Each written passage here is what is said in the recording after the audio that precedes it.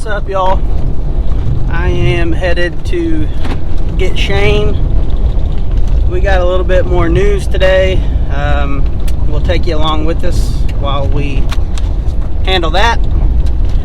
We have been getting the combine ready, getting the grain carts ready, tractors ready, headers ready, and I think we are just about all set for corn harvest, other than we've got to put our tie rod back together on the combine. So stay tuned and see what we got going on.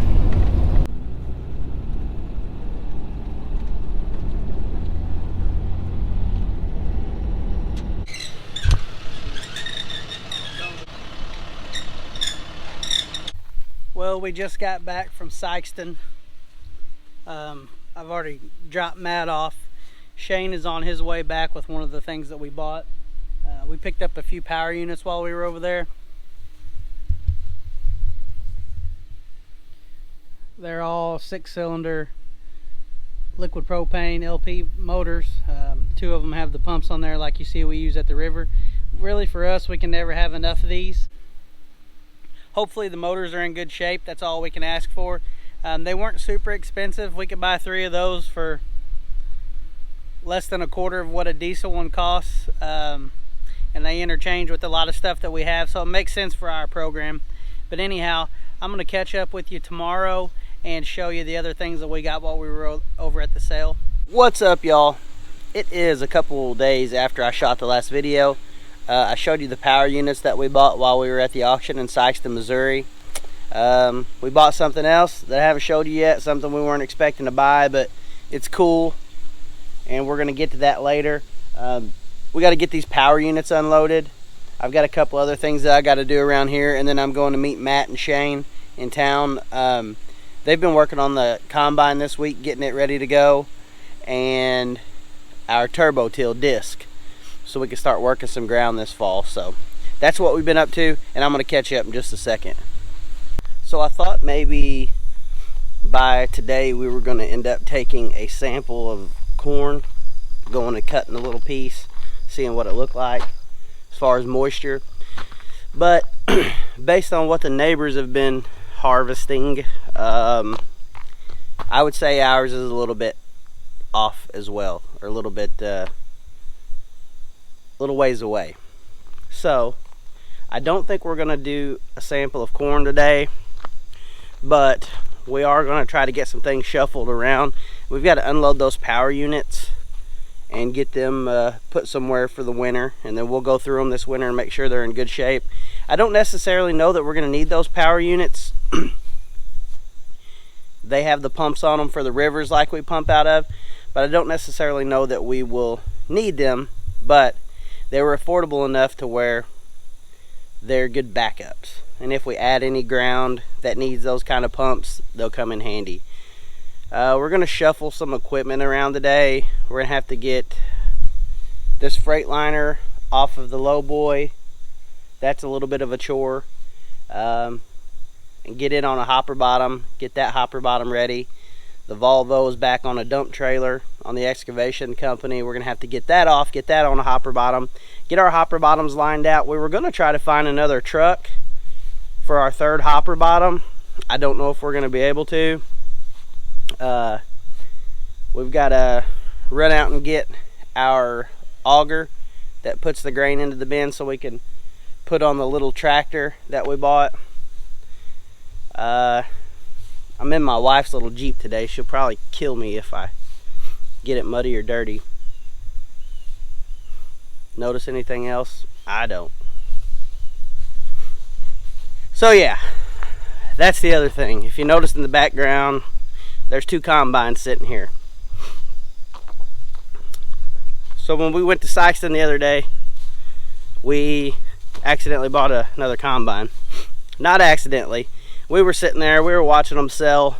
It was an off day for the auction, I guess. There wasn't a big crowd there, and some things were going pretty cheap. So this combine sold, and we felt like it was affordable enough to where we could upgrade. Did we need to upgrade this year? Yes and no. Our little combine is in good shape. We own it for what I consider to be cheap, but I considered this one to be cheap too. So this newer combine is 2 sizes bigger than ours, and it has, I'll just show you. So it kind of looks the same just from first glance. Ours is a 9660, so that is a series older, because the front letter is the size, and the front 2 letters are kind of your size, and the second 2 letters are your series. So that's like how new it is. So ours is a 9660. So the 9, I don't really know why it's there, but the 6 is, you know, it's a class 6 machine. That one actually has been programmed, and it's really considered to be a 9760 is what the dealer told me. So going off of that, I guess we moved up 1 size and 1 series. But on the front of this one, it has Contour Master. That means that throat there, we call that the throat. That's where the grain comes in from the header. Grain comes out of that hole on the back of the header and feeds through there like the corn cobs, and then it'll go through and the combine will strip the corn cobs off. But we call this the throat, and then this whole section of stuff here is the feeder house. It's what feeds the combine. So where the header hooks on right here on the front of the throat, it tilts. That's called Contour Master. So it can tilt this way, pick up one side of the header or the other. Our combine doesn't have that, and it's really handy for like cutting rice levees. You can cock one side of it up and go along the levee. It's also handy when you're running around county roads and you need to cock one side up to get over a road sign or something with the header on. It does have the mount for the globe for the GPS and a buddy seat. It's got rice and cane tires on it, which is good for our area. This one is a 9870, and then it's a series newer on the 70. So that means it has like a new style monitor and stuff in the cab, and then it's also got bullet rotor. So that's just a newer design rotor that's more efficient, especially in rice, that our combine doesn't have. So we moved up the Contour Master, 1 class of combine, 1 series of combine, and the rotor. Tires are better on the back, and then it has a chopper.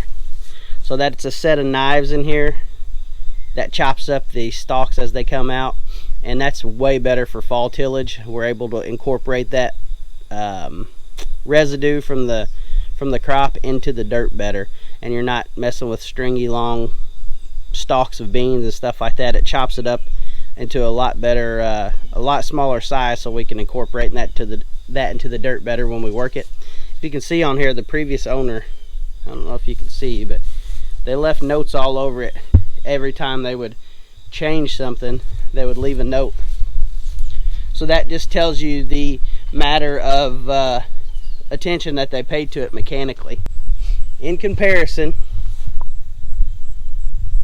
you've got the 9660, good combine, really done us well last year.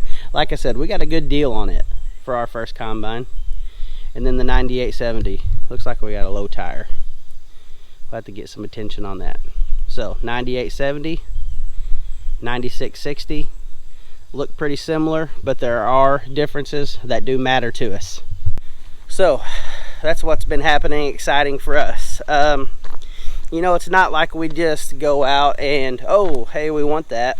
But from a financial standpoint, I've told you on previous videos, we do everything we can to put all the money back into the farm to grow this operation. We're not looking at what's happening just right now. We're looking into the future.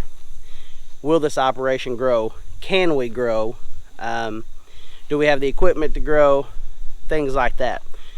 It's kind of like the old saying, dress for the job you want, not the job you have. So we don't want to overdo it on equipment on our smaller size operation. But if an opportunity arises where we are given the chance to grow, we want to be ready for that too. Not a huge money difference in the two combines.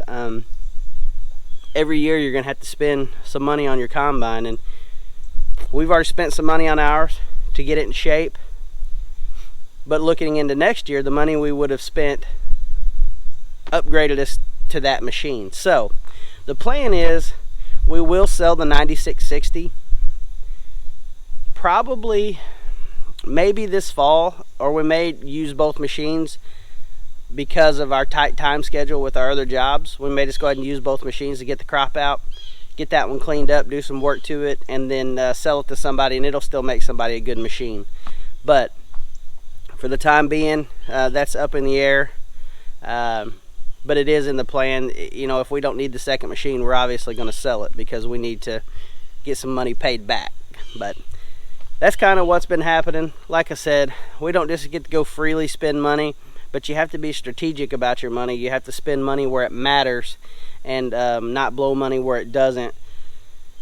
So that's just a constant juggling act that we do. But we felt like that was a good move on paper and in practice. So we decided to make that decision. Our banker felt that we were on the right track with that decision, so we moved forward with that. But we're excited to have the new machine on the farm. We're excited for its capability.